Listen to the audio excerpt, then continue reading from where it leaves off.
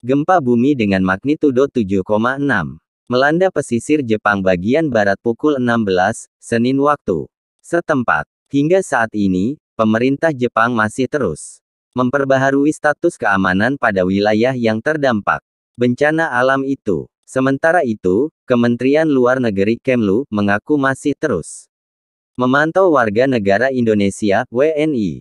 Lembaga negara itu mencatat sebanyak 1.315 WNI yang menetap di prefektur Ishikawa, Jepang, pusat gempa. Kemlu saat ini sedang berkoordinasi dengan KBRI Tokyo dan KJRI Osaka untuk mengetahui dampak gempa dan tsunami.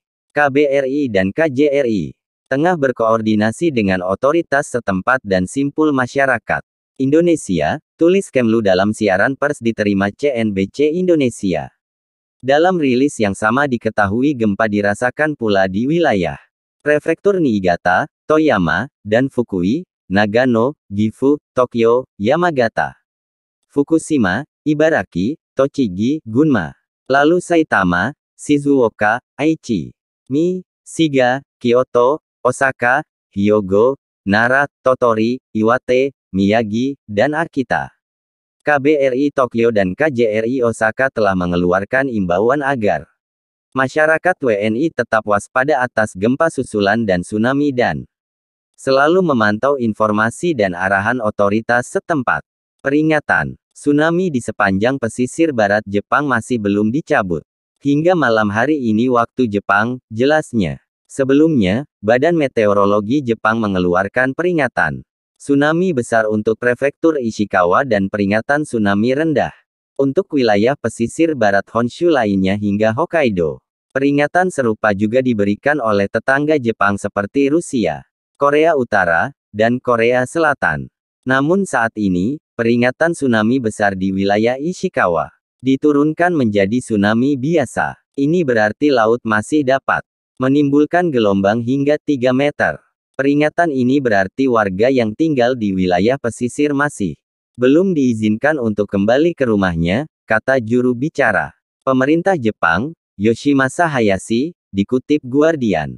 Setiap menit berarti, mohon segera dievakuasi ke tempat yang aman, ujarnya. Hayashi menyebutkan setidaknya 6 rumah rusak akibat gempa, dengan orang-orang terjebak di dalamnya.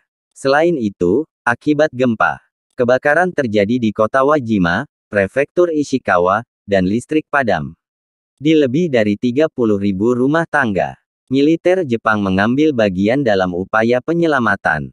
Katanya, korban tewas. Mengutip AFP, dalam update terbaru polisi Selasa pagi, korban tewas akibat gempa bumi pada hari tahun baru di Jepang Tengah telah meningkat menjadi 6 orang. Awalnya kantor berita Kyodo melaporkan 4 orang dipastikan tewas di prefektur Ishikawa. Namun dalam pembaruan, ditemukan 2 jenazah baru di kota Nanao dan 1 di kota Shika.